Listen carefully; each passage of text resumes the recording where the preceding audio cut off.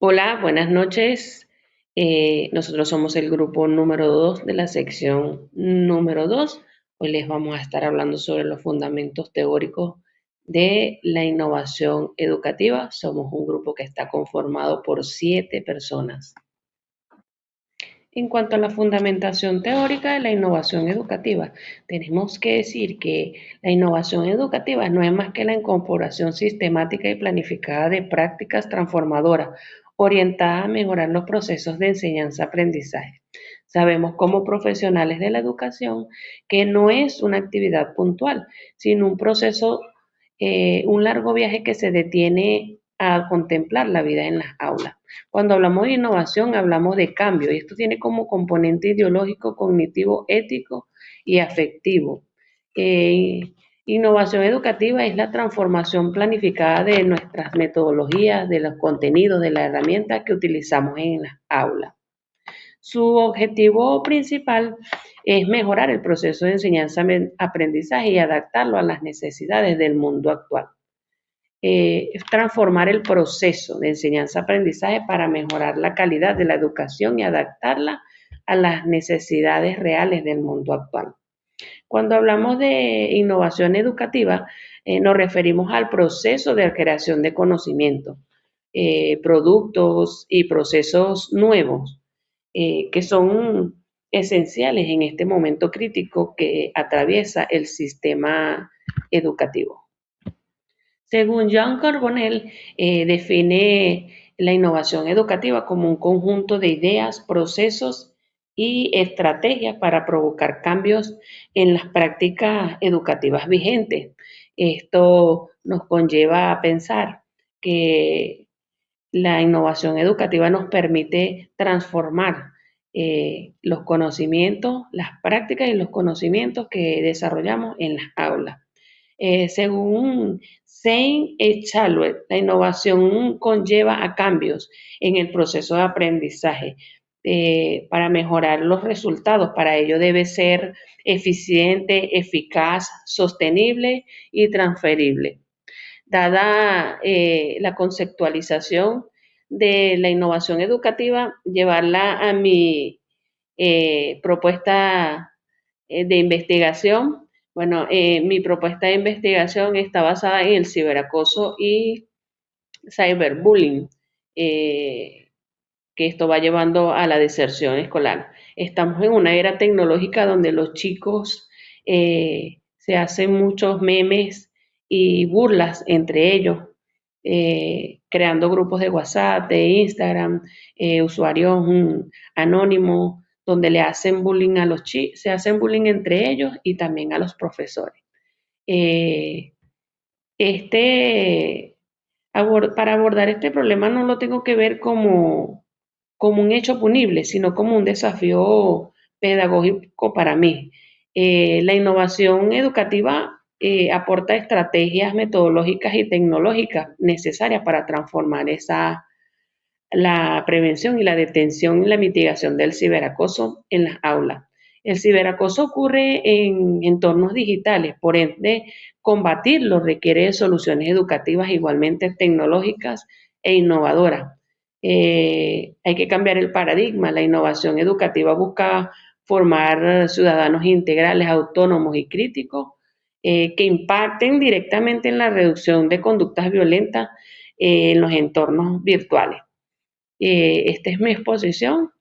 Les continúa mi compañero. Toda innovación requiere que analicemos los paradigmas o los patrones que guían el comportamiento de todas las personas involucradas en el hecho educativo. En primer lugar, el patrón o paradigma tradicional ubica al estudiante como un ente pasivo. El docente da la clase, la única fuente de información es el profesor y el estudiante recibe la información, la memoriza y la reproduce tal cual. Luego tenemos el paradigma constructivista. Aquí cambia el papel del estudiante y este es partícipe protagónico de su proceso de aprendizaje. El docente pasa de ser un docente dador de clases a un orientador, a un guía que transforma el pensamiento y el conocimiento del estudiante de una forma dinámica y activa. En tercer lugar está el paradigma sociocrítico. En este caso, el estudiante no solamente participa de su proceso de aprendizaje, sino que además lo hace desde un juicio de valor, dependiendo de la realidad que lo rodea y el ambiente donde se desarrolla este proceso de enseñanza-aprendizaje, despertando su curiosidad, su creatividad y el pensamiento crítico que lo hace evaluar, analizar y construir su propio conocimiento. Ahora bien, llevando estos paradigmas al terreno de mi propia investigación, que busca establecer la gamificación como una estrategia pedagógica para mejorar las competencias de los estudiantes de la mención administración antes de ir a sus prácticas profesionales, vemos la necesidad o es una propuesta que busca transitar del modelo tradicional al modelo constructivista y sociocrítico, porque necesitamos estudiantes que sean capaces de resolver problemas sobre la marcha, que tengan un pensamiento crítico y que sean partícipes de su propio proceso de aprendizaje, porque estas habilidades van a ser absolutamente necesarias durante sus prácticas profesionales en la empresa, donde no van a tener a un docente tutor, sino más bien van a aprender a través de la práctica que ejecuten durante sus labores cotidianas. Entonces, la gamificación viene a dar respuesta a esa pasividad cognitiva que tienen los estudiantes en el área administrativa y además a despertar la curiosidad y el sentido de investigación para construir su propio aprendizaje durante todo este proceso. Cuando hablamos de innovación, también es importante evaluar la manera como se va a transmitir esos resultados de la investigación para que se desarrollen de manera masiva y podamos lograr las transformaciones en el campo educativo necesarias para adecuarlos a la realidad social que se esté viviendo en un momento determinado. Ronald Havelock propone 3 modelos particulares. En el primer modelo, que es el de investigación y desarrollo, un grupo de expertos analiza en un espacio controlado, realiza su investigación y los resultados después lo transmite al resto para que se reproduzcan.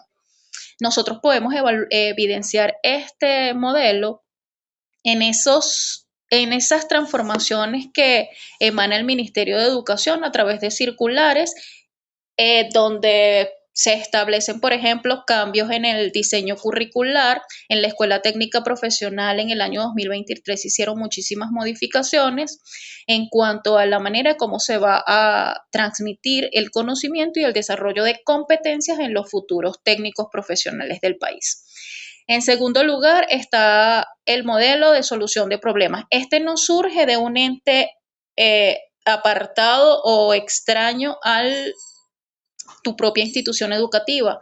Es este que se establece a través de la propia investigación, del diagnóstico realizado en la institución, de las necesidades que surgen y de esas soluciones que nosotros como docentes establecemos.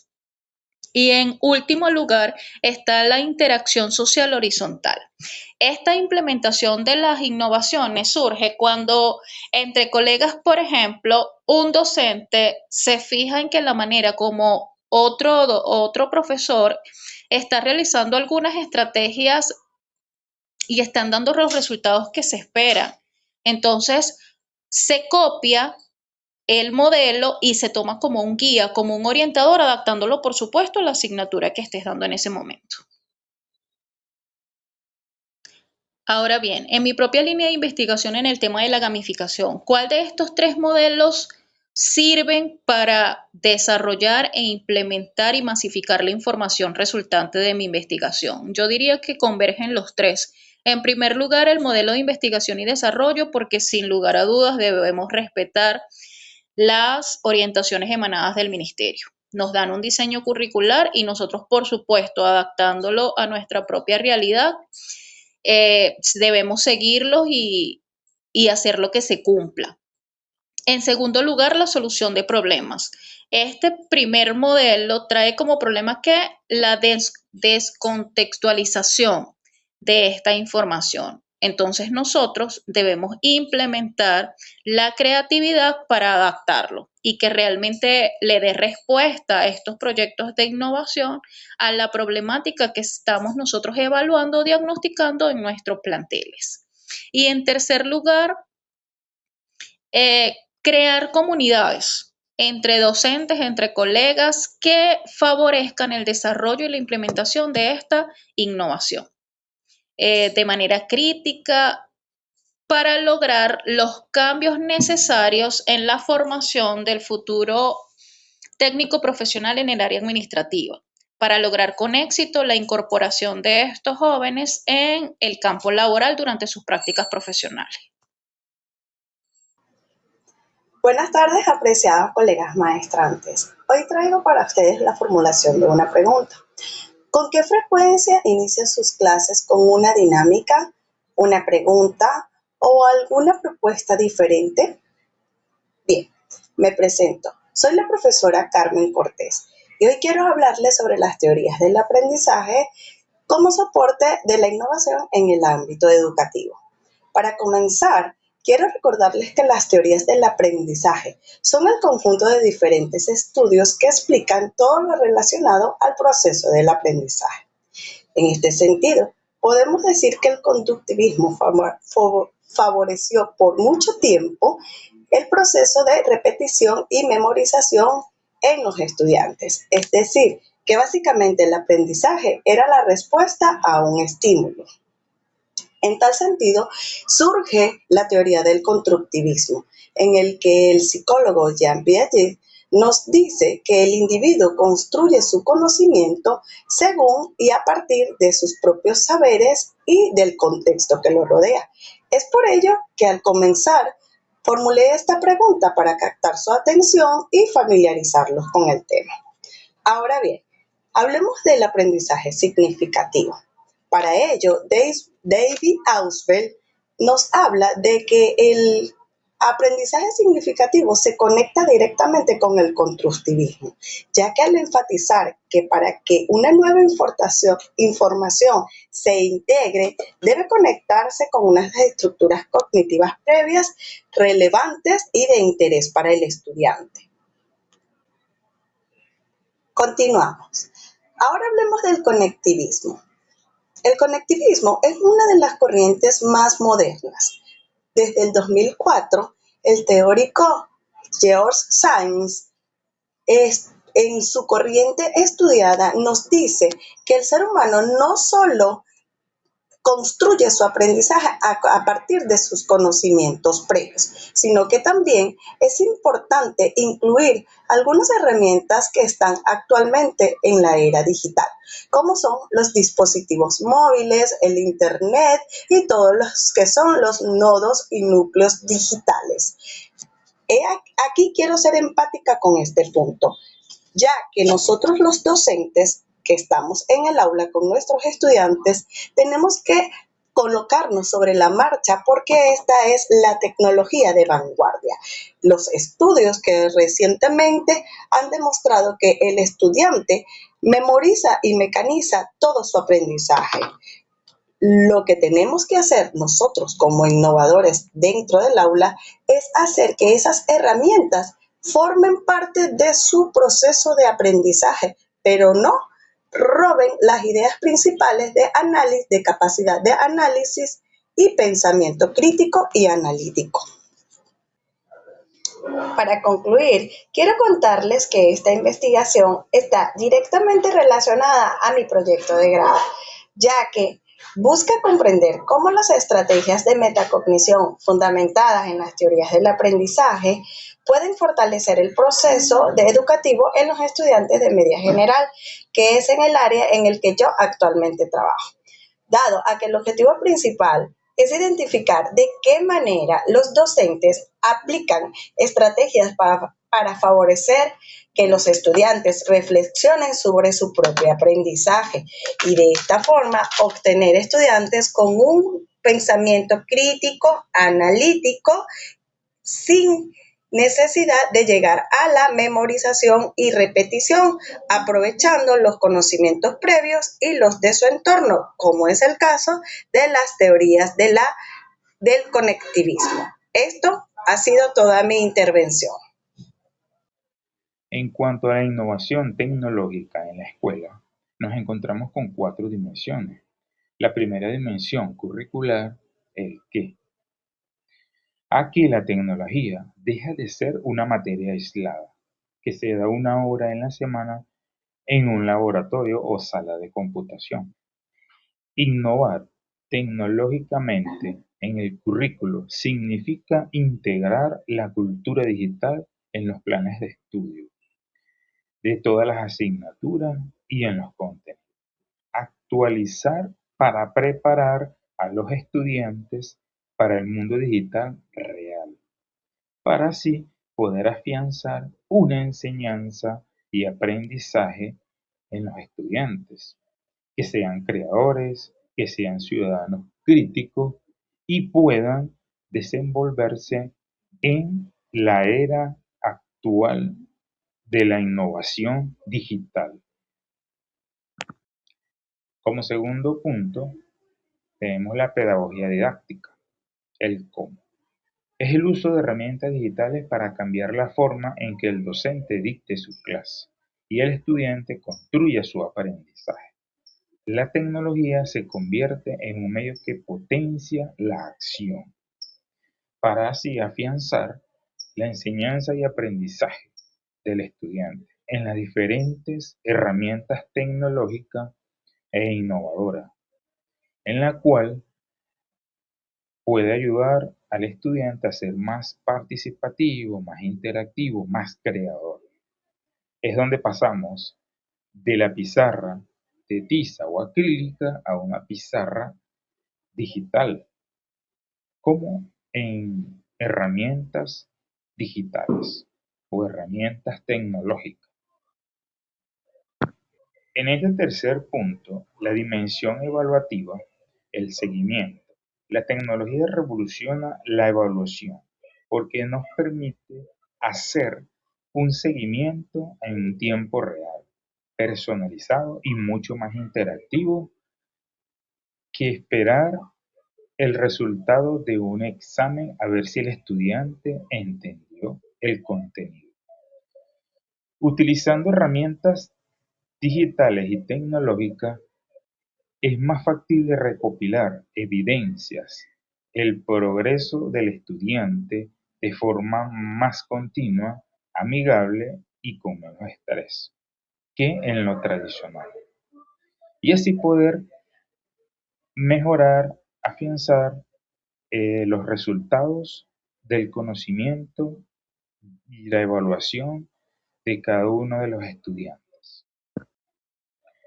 En este cuarto punto, la dimensión institucional y de gestión, el soporte, es la infraestructura y los procesos administrativos digitales que sostienen a las instituciones y a las escuelas. Si la escuela o la institución no está conectada ni organizada digitalmente, se le dificulta al docente poder usar tecnología en el aula. Hay que automatizar la burocracia y mejorar la comunicación para así poder lograr una enseñanza y aprendizaje más significativo en el estudiante, donde el poder lograr mediante herramientas tecnológicas la innovación y el estudiante pueda lograr interactuar, participar y crear en cada una de las estrategias y actividades a desarrollar de acuerdo al contenido de cada uno de los docentes. La escuela debe contar con red internet, con computadoras, con proyectores y herramientas que puedan facilitar e innovar en las experiencias significativas. A menudo lo que frena la innovación educativa no es la falta de recursos, sino el peso de lo que ya sabemos, porque muchas veces nuestras mejores ideas se quedan en el intento. Por ello es importante analizar cómo gestionar la cultura institucional para convertir la resistencia en nuestra mejor aliada. Dando continuidad a nuestra exposición, abordo el punto relativo a los factores facilitadores y resistencia al cambio. Como observamos, la innovación no es un proceso técnico, sino profundamente cultural. El núcleo del problema es que muchas innovaciones mueren no por falta de visión, sino por una gestión inadecuada de la cultura institucional. Es fundamental entender que la resistencia al cambio no son caprichos, nacen en gran medida del miedo a la incertidumbre y a la necesidad de formación. Entonces, ¿cómo logramos el éxito? La teoría nos presenta 3 pilares innegociables. En primer lugar, un liderazgo distribuido, donde todos somos el cambio. Luego, el trabajo colaborativo, constante entre docentes. Y quizás el más importante, la construcción de un clima de confianza, donde el error no se castiga, sino que se utiliza como una herramienta esencial para aprender. Ahora bien, estos pilares son precisamente la base de mi investigación en la Escuela Ciudad de Acarigua. Mi intención es superar la decodificación mecánica en la comprensión lectora de mis estudiantes. Para lograrlo, estoy implementando una estrategia de investigación, acción participativa y transformadora. Al gestionar un clima de confianza en mi aula, estoy venciendo la resistencia natural al cambio pedagógico. Estoy transformando la praxis tradicional en una experiencia interactiva. Mi meta es que mis escolares no solo lean, sino que interpreten y analicen, brindándoles herramientas tangibles para su transición a la secundaria, dejando así un precedente metodológico de innovación educativa para nuestra región. En conclusión, cuando el docente comprende la resistencia y gestiona la cultura del aula, la innovación deja de ser un ideal y se convierte en una realidad transformadora. Buenos días a todos. Hoy quiero iniciar con una realidad que enfrentamos cada día en el aula escolar. Nuestros estudiantes están más conectados que nunca a la tecnología de información y comunicación TIC y a herramientas emergentes. Sin embargo, aquí radica el gran riesgo, la pasividad conectiva. Es el estado en el que el estudiante se convierte en un espectador pasivo frente a la pantalla, manteniendo el cerebro en modo piloto automático. En lugar de procesar, analizar o construir su propio aprendizaje, esto pasa cuando transformamos el aula en un espacio donde las pantallas solo sirven para consumir información de forma automática. De esta manera, desviamos el propósito pedagógico. La tecnología debe ser un medio para activar el pensamiento, jamás un fin en sí mismo. Es por eso que para superar este peligro nos apoyamos en el modelo TIPAC. Este enfoque teórico demuestra que el software o la herramienta más innovadora no funciona por sí sola. Somos nosotros quienes debemos dominar e integrar 3 elementos fundamentales que son la pedagogía, la materia y la tecnología. Solo de esta manera adquiere un verdadero sentido de transformación. Esto se conecta con mi tema de investigación en el cual busco el desinterés escolar mediante estrategias activas. Esta teoría me permite justificar que no es llevar la tecnología al aula como moda para solucionar la apatía, sino usarla de forma intencional. Mi propuesta es diseñar experiencias donde la tecnología sea el puente entre el propósito pedagógico y las estrategias activas donde el estudiante deja de ser un espectador pasivo y se convierte en el protagonista y creador de su propio aprendizaje. Muchas gracias. Buenos días. Para finalizar con la presentación, tenemos que tener 3 claves o 3 conceptos claves para darle una base sólida a nuestra innovación. En lo que respecta a la sostenibilidad de la innovación, la evaluación y la ética de la innovación. En lo que respecta a la sostenibilidad de la innovación, se refiere a la capacidad de un proyecto, un recurso, estrategia pedagógica de mantenerse en funcionamiento. Este quiere decir que debe evolucionar, mantenerse en el tiempo y también debe mantener ese mismo impacto con la cual se implementó. Este está inmiscuido o está relacionado con diferentes factores que hacen vida allí. Por ejemplo, en la sostenibilidad institucional es la inclusión de herramientas tecnológicas en la vida cotidiana de la institución.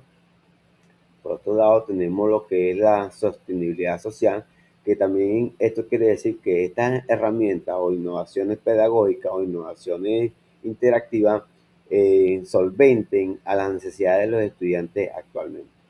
Y por otro lado, la sostenibilidad técnica, que es el desarrollo constante o la formación constante de los docentes de manipular herramientas interactivas, virtuales, y que ayuden al el aprendizaje del estudiante. Por otro lado, tenemos lo que es la evaluación de la innovación, que es un proceso sistemático, riguroso, de reflexión mediante el cual se recopilan y analizan datos empíricos. Esto quiere decir que no solamente va a pasar por una serie de pasos, sino que esto le va a dar más solidez a nuestra innovación.